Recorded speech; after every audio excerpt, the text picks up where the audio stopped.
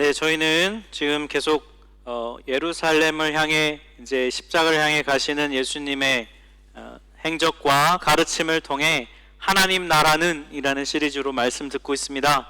예수님의 이 마지막 행적에는 하나님 나라가 무엇인지를 더 분명하고 또 명확하게 우리에게 말씀해 주고 계신데요, 오늘은 8번째로 감사는 믿음에서 온다는 제목으로 같이 말씀을 드리려고 해요. 예수님께서 예루살렘을 향해 가시던 길에 오늘 본문 12절과 13절을 보니 10명의 나병 환자들을 만나셨어요. 이들이 예수님을 향해서 외쳤습니다. 예수 선생님이여, 우리를 불쌍히 여겨 주십시오 라고 말했어요. 나병 환자는 오늘날로 하면 한센병이라고 하는데, 오늘날에도 고치기 어려운 난치병이고요. 성경에 나오는 이 피부질환은 단순히 이 한센병만을 의미하지는 않고 더 다양한 종류의 이 피부병이 있는데, 그 당시엔 오늘날만큼 의학이 발달하지 않았기 때문에 아마 대부분 다 이렇게 나병이라고 분류가 되었습니다. 어쨌든 이들은 그 공동체 외곽 지역에서 따로 살게 되었어요. 왜냐하면 전염시킬 수 있기 때문에.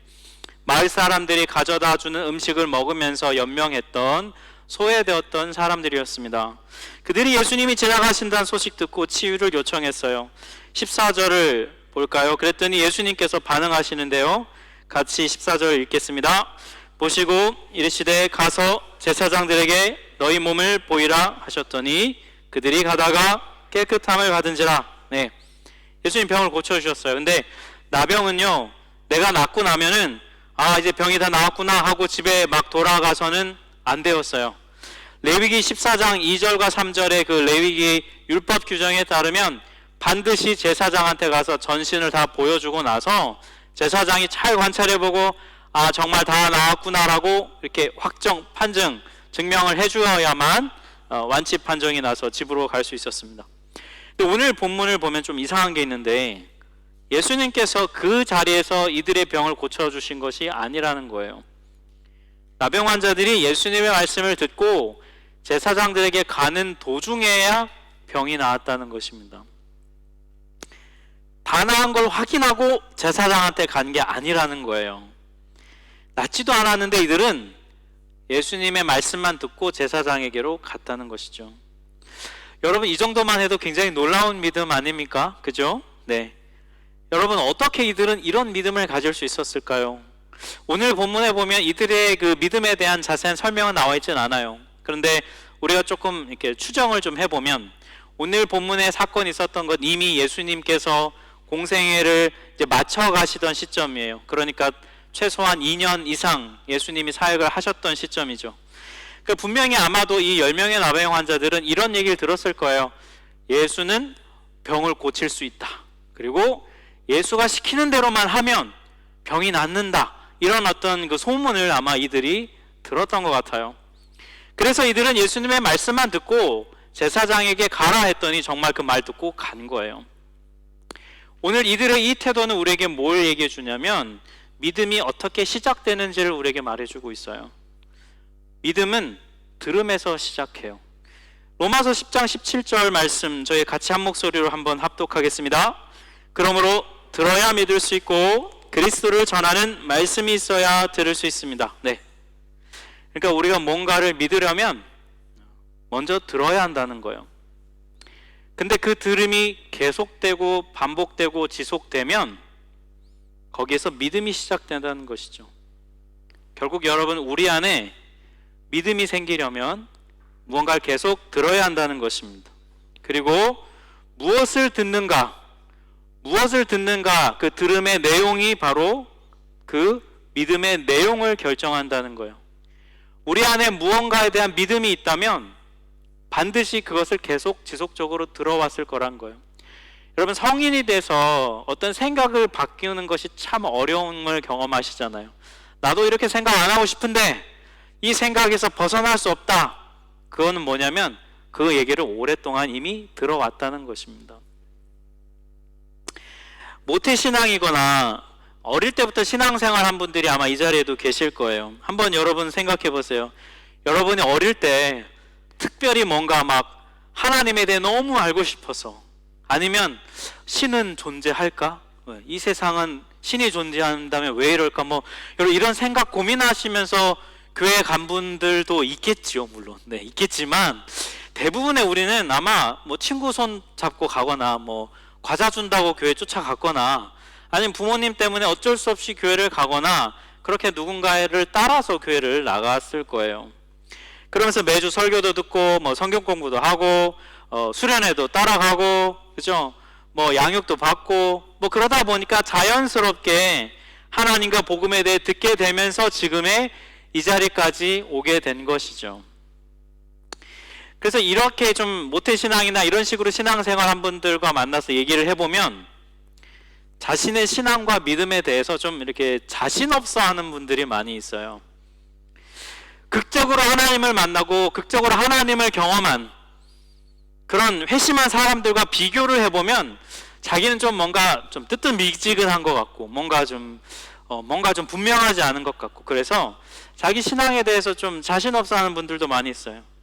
한 번씩 막 대표 기도에 이름 올라와 있으면 막 바로 전화 옵니다. 목사님 큰일 납니다. 뭐 교회가 큰일 납니다. 뭐부터 시작해서 막 그런 얘기를 막 하세요. 네. 그런데 여러분, 그런 자신의 신앙이 그렇다 할지라도 여러분 무시하지 마세요. 이 꾸준하게 들어왔던 복음이 분명히 위기 상황과 결정적인 순간에 믿음을 발휘하게 될 때가 있거든요. 특히 여러분, 우리 그 다음 세대부 자녀들에게도 이 원리가 굉장히 잘 적용이 되어야 하는데요. 여러분, 매주일 예배에 성실하게 나오고 꾸준하게 큐티하고 양육받고 기도하는 거 자녀들에게 보여주시고 가르쳐 주셔야 해요. 무슨 일만 있으면 예배 빠지는 걸 당연하게 생각하시면 안 돼요. 온도를 보니까 35도네. 야, 오늘 집에서 쉬자. 이 자리는 그게 아니어서 다행이죠, 그죠? 네. 여러분, 자녀가 어떤 일로 어려워하고 힘들다고 얘기하고 그런 얘기 막 이렇게 나 이런 것 때문에 너무 힘들어 어려워하면 여러분 어떻게 반응하세요? 내가 그러니까 너 이렇게 하라 그랬지. 응? 엄마 아빠 말한테 잘 됐다 이놈 자식. 이렇게 반응하시면 안 되잖아요. 어렵고 힘들다는 얘기하면 어떻게 해야 됩니까? 같이 기도하자고 그래야 돼요. 같이 기도하자. 이 문제를 놓고 우리 같이 기도하자. 아빠 엄마 기도해 줄게. 그럼 자녀가 공부했는지는 숙제했는지는 점검하면서 애가 큐티했는지는 점검 안 하시는 분들 있죠. 바꾸셔야 돼요. 무책임한 것입니다. 자녀들이 복음을 자꾸 듣고 하나님이 누구이신지를 배울 수 있는 환경에 우리는 자꾸 그들을 데리고 가야 하고 그 환경을 만들어 주어야 해요. 왜냐하면 믿음은 들음에서 나오기 때문에. 올바르고 지속된 그 들음을 계속해서 들으면 반드시 거기에서 믿음의 열매가 맺어진다고 성경은 약속하고 있어요. 진리를 들음으로 믿음이 자라는 우리 하나교회 공동체 되기를 축복합니다. 이 예수님이 말씀하신 이 믿고 반응하는 이 믿음 참 소중해요. 여러분, 오늘 이 본문에 나오는 10명의 나병 환자, 예수님 말씀만 듣고 제사장한테 가는 이 믿음요, 이 믿음도 참 중요한 거거든요. 그런데 오늘 본문을 보면은 그 소중한 믿음이 더 성숙하고 더 성장하고 자라면 어떤 모습이 되어야 하는지를 우리에게 말해주고 있어요. 오늘 보면 15절과 16절을 한번 보겠습니다. 15절 16절은 같이 한번 한 목소리로 읽겠습니다. 그 중에 한 사람이 자기가 낳은 것을 보고 큰 소리로 하나님께 영광을 돌리며 돌아와 예수의 발 아래 엎드려 감사하니 그는 사마리아 사람이라. 네, 10명 모두 여러분 제사장에게 가는 길에 치유를 경험했어요. 여러분 진짜 얼마나 놀랍고 신기로웠을까요? 여러분이 한번 그 경험을 했다 생각해 보세요. 진짜 얼마나 여러분 놀랍고 신기했겠습니까? 가는 길에 병이 났다니. 그래서 여러분 아마도 정말 기뻐하면서 더 제사장에게 전속력으로 달려갔을 거예요. 왜요? 빨리 완치 판정 받고 누구한테 이 사실을 알려야 됩니까? 가족들에게. 네. 알려야 되잖아요. 그러니까 가족이 보면 막 달려가야 하잖아요. 그런데 그 중에 한 사람이 제사장에게 가지 않았어요. 제사장에게 가던 그 발걸음을 돌이켜서 예수님께로 돌아왔어요. 여러분, 도대체 무엇이 이 사람의 발걸음을 제사장에게로 가지 않고 예수님에게로 돌이키게 했을까요? 그것은 감사하는 믿음 때문이에요. 여러분, 자기 몸이 치유돼 가지고 정상적인 삶을 다시 살 수 있게 되었습니다. 얼마나 기뻤겠어요. 근데 이 사람이 그 순간에 집중했던 것은 치유되었다는 기쁨, 그 기쁨 자체보다는 그 치유의 기쁨을 주신 분에게 더 집중했다는 거예요. 기쁨 자체보다 그 기쁨을 주신 분에게 더 이 사람이 집중했다는 것입니다. 여러분, 우리가 기도를 하잖아요. 근데 우리의 기도의 내용의 대부분이 뭡니까? 다 달라는 거잖아요. 간구의 기도 제목이죠. 우리가 기도한 대로 여러분 응답이 되면 굉장히 기뻐요. 진짜 간절히 기도했는데 응답되면 여러분 정말 기쁘잖아요. 그래서 그 기쁜 소식을 같이 기도 부탁했던 분들한테 막 카톡도 보내고 막 그 기쁨을 표현을 우리가 하지요. 자랑하고 신나고 그러니까요. 그런데 그런 우리에게 이 돌아온 한 명의 나병 환자와 같은 마음이 있을까요? 기쁨보다, 응답된 것에 대한 기쁨보다 그 기쁨을 주신 분에게, 그 기쁨이 어떤 기쁨보다 가장 첫 번째로 올, 가장 최우선순위의 기쁨이 감사가 될 수 있을까요?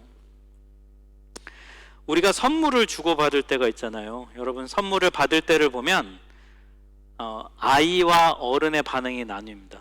잘 듣고 나는 어른인지 아이인지를 잘 생각해 보세요. 여러분, 아이에게 선물을 주면 반응이 어떻습니까? 걔는 포장부터 뜯어요. 그죠? 네. 어린이날 막 아빠가 선물 안고 막 얘들아 선물 왔다 그러면 아빠 왔다고 뭐 애들이 와 달려가는데 아빠를 좋아해서 가는 게 아니잖아요. 그게. 그죠? 네. 아빠가 주는 선물 들고 바로 감사합니다 하고 바로 선물을 포장을 뜯습니다. 저희 한 번씩 그 신방을 가면 아이가 있는 가정에 아이 선물을 간단하게 작은 거라도 가져가거든요. 그러면 애들이 막 선물을 주면 막 목사님 감사합니다 뭐 이런 말 안 해요. 애들은 포장부터 막 뜯거든요. 부모님 민망해서 막 음식 빨리 감사하다고 인사해. 그럼 막 억지로 감사합니다 막 억지로 시키지만 그 애 어떤 애 울고 막 그죠? 아이는 근데 당연하잖아요. 선물에 집중이 되니까. 주는 사람보다는 선물에 관심이 많습니다. 근데 어른은 좀 다르죠. 어른은 어때요? 물론 받은 선물 때문에 기쁘기도 하지만 이 사람이 나를 생각하고 나를 위해 선물을 준비해주고 그 마음 쓴 것에 대한 고마움, 여러분 그게 더 준 사람에 대한 고마움을 더 갖는 것이 선물을 받는 어른의 반응이거든요. 여러분 어느 쪽이세요? 꼭 이런 거 물으면 둘 다라고 얘기하시는 분이, 그럼 청소년인가요? 어른과 아이. 근데 여러분 요 반응을 여러분과 하나님과의 관계에 한번 대입해 보세요. 기도에 응답하시는 하나님에 대한 여러분의 반응, 우리의 반응은 어디에 더 가깝습니까? 여러분 감사는요, 우리 안에 감사가 언제 나오냐면 하나님께서 내 삶의 주인이시라는 걸 진실하게 믿는 사람에게 감사가 나와요. 왜 그러냐면요, 지금 나에게 주어진 이 결과가 내 힘으로 이룬 게 아니라 하나님께서 내 삶을 컨트롤하시고 인도하시고 주관하시는 하나님께서 지금 나에게 이것을 허락해 주셨다는 그 믿음이 있기 때문이에요. 감사는요, 하나님의 일하심과 돌보심에 대한 그 믿음의 자연스러운 반응인 것입니다. 사랑하는 성도 여러분, 믿음에서 자라나는 이 감사를 드리는 여러분이 되시기를 축복합니다. 이 감사가 참 중요한데요, 이 감사를 우리는 어떻게 하면 가질 수 있을까요? 이 성숙한 믿음의 열매인 감사하는 삶을 위해서 우리에게 필요한 것이 있는데, 저는 오늘 두 가지를 여러분과 함께 나누고 싶어요. 첫 번째는 이 감사를 가지려면 하나님께서 내 인생의 주관자가 되신다는 이 진리를 정말로 믿어야 합니다. 진짜로 믿어야 돼요. 그래야 감사할 수 있어요. 오늘 보면 16절을 보면 예수의 발 아래 엎드려 감사하니 그는 사마리아 사람이라. 여러분 10명 중에서 돌아와서 예수님께 감사한 유일한 한 사람이 사마리아인이었어요. 이 사마리아인은 누구냐면 옛 그 구약 역사에서 북이스라엘이 아시리아라고 하는 그 강대국에게 정복당했을 때에 이 아시리아라는 나라가 이 민족의 정체성을 없애기 위해서 혼혈 정책을 펼쳤어요. 그래서 다른 이민족과 이방인과 피가 섞인 민족이 바로 이 사마리아인이었습니다. 이 정통 혈통이라고 생각하는 유대인들이 이 사마리아인을 얼마나 무시했는데요. 혼혈 민족이라고 해서.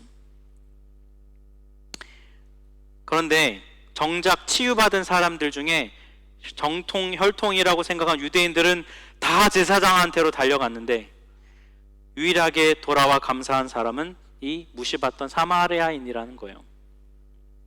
그래서 예수님이 17절과 18절을 보면 이렇게 말씀하십니다. 10사람이 다 깨끗함 받지 않았냐? 이 9은 어디 갔냐? 이 이방인 말고는 하나님께 영광을 돌리러 돌아온 사람 없느냐? 여러분, 예수님의 이 말씀이 무슨 뜻일까요? 마땅히 감사해야 할 자들이 감사하지 않는다는 것입니다. 우리가 이스라엘 사람들 가리켜 우리 흔히 유대인이라고 말하잖아요. 이건 유다라는 뜻에서 온 것인데, 유다라는 단어의 뜻을 아십니까? 유다라는 단어의 뜻은 찬양이라는 뜻이에요. 그러니까 하나님을 찬양해야 할 유대인들은 돌아오지 않고 무시받던 자인 사마리아인이 돌아왔다는 거예요. 예수님의 이 17절 18절 말씀은 마땅히 감사해야 할, 찬양해야 할 자들이 감사하고 찬양하지 않는 것에 대한 질책과 탄식의 말씀이신 거예요. 여러분, 우리도 이 안명의 사람들과 비슷한 면이 있어요. 우리가 감사를 잊고 살 때가 참 많거든요. 우리가 왜 감사를 잊고 삽니까? 지금 내가 누리고 있는 것들을 당연히 여길 때 우리는 감사하지 않아요. 여러분, 우리 코로나 팬데믹 동안 한동안 한 근 2년 동안 거의 마스크를 쓰며 살았잖아요. 오늘 이 35도, 38도인데 여러분 1년 전이었으면 마스크 쓰고 이 자리에 앉아 계셨어야 돼요. 네. 얼마나 여러분 감사해요. 지금 마스크 벗고 이렇게 있을 수 있다는 게. 네, 여러분 마스크 벗고 예배하고 하는 거 여러분 감사한 마음으로 오늘 혹시 오신 분 있으세요? 35도인데 목사님 설교는 얼마나 빨리 끝나야 될까? 뭐 이런 거, 찬양은 왜 긴가? 뭐 이런 생각 자꾸 우리는 하잖아요. 마스크를 안 쓰며 사는 것이 너무 당연하고 노말이고 당연하게 평범하다고 여겼던 우리. 근데 지금 마스크를 한동안 썼다가 벗고 사는 것에 대한 감사함을 우리는 금세 잊어버리고 살죠. 지금 내가 가지고 누리고 있는 것들에 대해서 하나님이 나에게 허락하셨기 때문에 가능하다라는 그 믿음을 가질 때 우리는 감사할 수 있어요. 당연히 원래 내가 가지고 있어야 했던 것처럼 받아들이면 감사가 없어요. 그럼 몸이 아파 보신 분은 아실 거예요. 몸이 아파서 막 허리가 아파가지고 제대로 펴지도 못하는 사람은 걷는 것도 감사해요. 밤에 잠 잘 못 자서 불면증이 시달리는 분들 잘 자는 거 감사해요. 막 잘 먹지 못해서 소화불량으로 고생하시는 분들 잘 먹는 거 감사해요. 행복하게 사는 것도 감사고요. 취업해서 일하는 것도 감사고요. 자녀들이 제때 잘 진학하는 것도 감사고요. 독일에서 집 구하는 거 여러분 고생해봐서 아시잖아요. 집 구하고 이사하는 것도 감사고요. 여기서 잘 정착하며 생활하는 것도 감사해요. 그런데 여러분, 이 중 말씀드린 것 중에 상당수 여러분이 누리고 계신데 여러분 감사하며 살고 있습니까? 당연히 내가 누려야 될 권리가 있다고 생각하는데요, 여러분 막상 살아보면요 당연한 게 없어요. 사랑하는 성도 여러분, 내 인생의 주관자가 정말로 하나님이라고 믿으십니까? 그렇다면 그 증거로 반드시 우리의 삶에는 감사가 있을 것입니다. 하나님께서 나한테 허락해 주셔서 내가 누리고 있다는 그 진리가 여러분 내 삶을 바라보는 시선이 되어야 하고 그것이 내 삶의 가치관이 되어야 해요. 그러지 않으면 우리가 감사하지 않을 수가 없습니다. 그리고 여러분 이렇게 감사하잖아요. 그럼 이 감사하는 신앙이야말로 인격적인 믿음이에요. 여러분 한번 잘 생각해 보세요. 우리 오늘 본문에 나온 10명이 모두가 다 병이 나섰잖아요. 근데 이때 이 10명이 믿음으로 제사장에게 갔거든요. 이때의 믿음은 무슨 믿음입니까? 예수가 병을 치유할 수 있다는 예수에 대한 믿음이에요. 그것은 교리적인 믿음이고 지식적인 믿음이죠. 그런데 그 중에 한 명만 돌아왔어요. 그 사람에게 예수님 뭐라고 하십니까? 네 믿음이 너를 구원하였다 하실 때 이 믿음은 무슨 믿음이에요? 예수가 병을 고칠 수 있는 분이 진짜로 내 병을 고쳐주시는구나, 정말로 이분은 진짜이구나. 여러분, 신앙 지식이 뭐예요? 교리가 나의 신앙 경험이 되는 것이죠. 그리고 그분과 나만의 특별한 고백이 있는 사이와 관계가 되는 것이죠. 이게 바로 인격적인 신앙이라고 하는 거예요. 교리적인 믿음을 가진 사람이 기도하다가 어쩌다가 응답이 됐어요. 그럼 어떻게 반응하는 줄 아세요? 우와, 진짜 되네, 뭐 이렇게 반응해요. 오, 신기해, 기도했더니 되네, 이렇게 반응해요. 그러나 인격적인 신앙을 가진 사람은 진실하게 하나님께 감사하는 사람이 되는 거예요.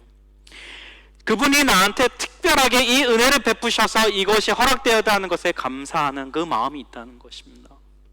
여러분, 어느 쪽이신가요?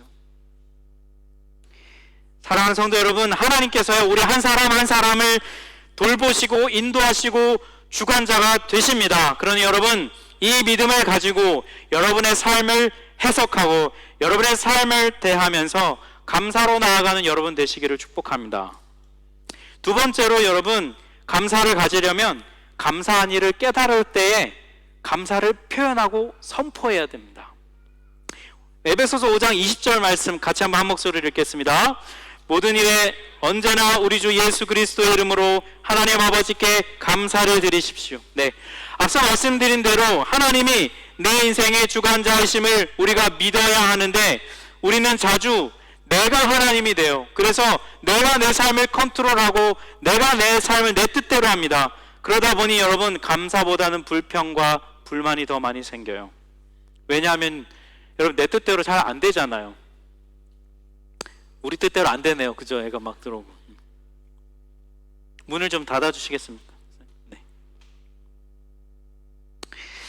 여러분, 우리가 집중하십시오. 괜찮습니다. 네.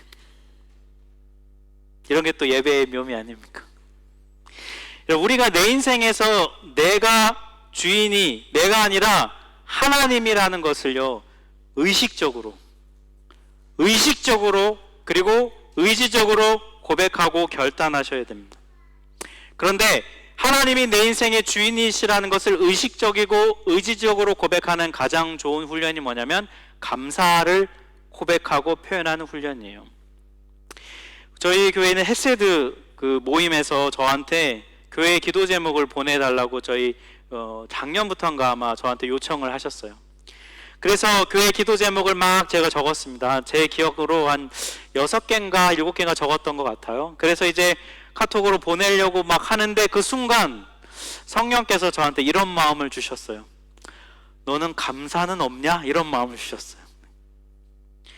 그래가지고 제가 적은 기도 제목을 쭉 봤더니 죄다 주세요, 뭐 이거 내놓으세요, 뭐 이런 거예요. 전부 다 기도 제목이 달라는 거, 하나님 앞에. 그래서 하나님 앞에 회개하고 감사의 기도 제목을 적기 시작했어요. 그래서 아마 헬서드 카톡방에 계신 분들 알 거예요. 매번 기도 제목 올 때 늘 처음에 감사의 제목, 그리고 그 다음에 간구의 제목, 이렇게 갑니다. 그래도 여러분, 양을 보면 뭐가 많을까요? 네, 간구가 많아요, 여러분. 네. 간구의 제목은 이렇게 그냥 툭 치면 나오잖아요. 그냥 이거 주세요, 저거 주세요, 그죠? 근데 감사의 제목을 말해보세요. 그럼 어떻게 합니까? 순간 정지가 오잖아요. 이게 뭐가 감사하지? 뭐 이런 거 생각을 해봐야 되잖아요, 우리가. 제가 그 기도 제목을 작성하면서 정말 회개했어요. 진짜 감사를 모르는구나. 부모한테 이거 사주세요, 저거 사주세요. 아무리 자식이지만 볼 때마다 아버지 이거 사주세요. 그러면 자신이 얼마나 미워요. 저는 감사함도 없고, 네가 돈 벌어봐라, 뭐 이런 마음이 막 나오는 이유는 뭐예요? 감사가 없을 때 그런 마음, 우리 하나님께 그런 마음을 갖고 대하고 있거든요. 감사의 제목을 늘 찾고 보려고 하니까요, 제가 하려고 하니까 삶을 대하는 저의 관점, 그리고 그 기도 제목을 적을 때마다 저도 고심하거든요. 뭐가 감사할까? 이전에 간구의 기도 제목을 냈던 것들 돌아봐요. 뭐가 응답이 됐는가 돌아보면서 감사의 제목을 발견해 가요. 그런데 그러다 보니 삶을 대하는 것과 교회를 대하는 저의 관점이 조금씩 바뀌는 걸 많이 보게 돼요. 제가 교회 사역을 할 때도 마찬가지인데, 여러분, 교회 사역하고 섬기다 보면 불평과 불만이 생기죠.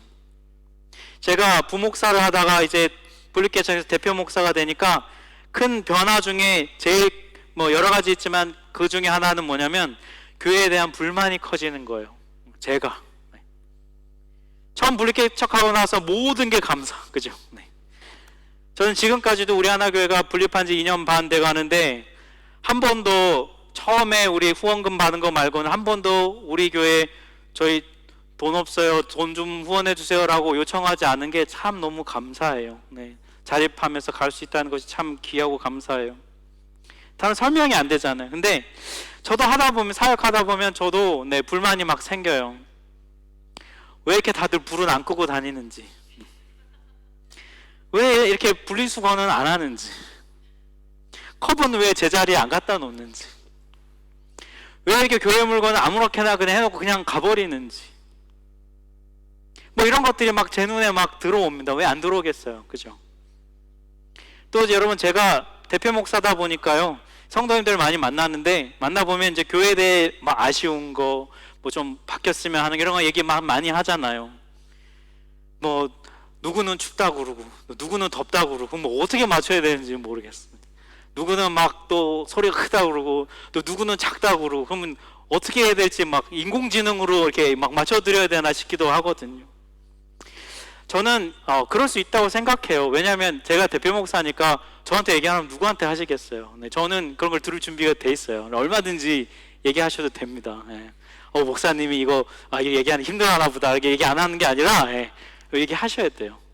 근데 중요한 거는 뭐냐면, 문제는 이거예요. 그런 것만 얘기하신다는 거예요. 감사는 없는 거예요. 이렇게 제가 대충 보니까 한 비율이 8:2 정도 됩니다. 변화되어야 될 거, 감사한 거. 여러분, 내가 중심이 돼서 상황을 보면 내 삶이든 교회든 만족스럽지 않아요. 여러분, 어떻게 만족하겠어요?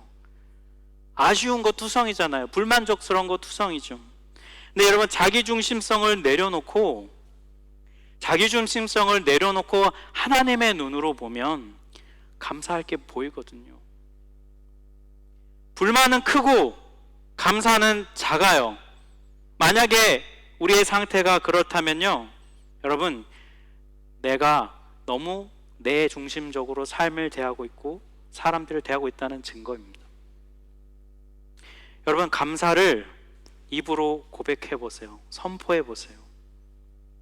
여러분, 억지로 만들어내라는 게 아니에요. 그런 게 아니라 감사한 게 있잖아요, 살다 보면. 그죠?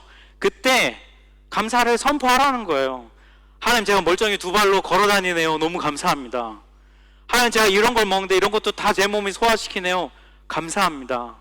건강 주셔서 감사하고, 오늘 제가 눈 뜨게 해주셔서 감사하고, 오늘 무사히 집에 오게 해주셔서 감사하고, 이런 가정을 주셔서 감사하고, 느낄 때 고백하고 선포하라는 거예요. 그럴 때 여러분, 무엇이 되는 줄 아세요? 하나님이 이런 거 허락해 주셨구나. 하나님의 눈으로 삶을 대하게 됩니다. 여러분, 그리고 사람에게만 감사하지 마세요. 이게 하다 보면 누가 김치 챙겨주고 반찬 챙겨, 얼마나 고마워요. 그분들한테 감사하죠. 그런데 하나님께서 저 사람을 통해서 나의 필요를 채우시는구나 라는 그 눈, 그 지점까지 우리의 믿음은 가야 합니다. 하나님이 우리에게 채우시는 거잖아요. 하나님, 저한테 저런 사람 만나게 해주셔서 감사해요. 저런 좋은 분을 저에게 주셔서 감사해요 라고 할 수 있잖아요. 감사를 고백하고 표현하는 훈련을 할 때 비로소 우리는 진실한 감사를 하게 됩니다. 자기 중심성에서 벗어날 수 있게 되고, 진짜 내 삶을 주관하시고 돌보시는 분이 하나님이시라고 고백할 수 있게 됩니다. 이 믿음을 가진 여러분 되시기를 축복합니다. 여러분, 하나님 나라 백성의 삶의 특징은 감사입니다. 왜냐하면 하나님이 다스리심을 삶으로 고백하는 사람들이기 때문입니다. 이 믿음을 소유하십시오. 감사하는 믿음을 가지십시오. 그래서 여러분 삶 속에서 감사가 넘쳐나는 우리 하나교회 공동체 되시기를 주의 이름으로 축복합니다. 같이 찬양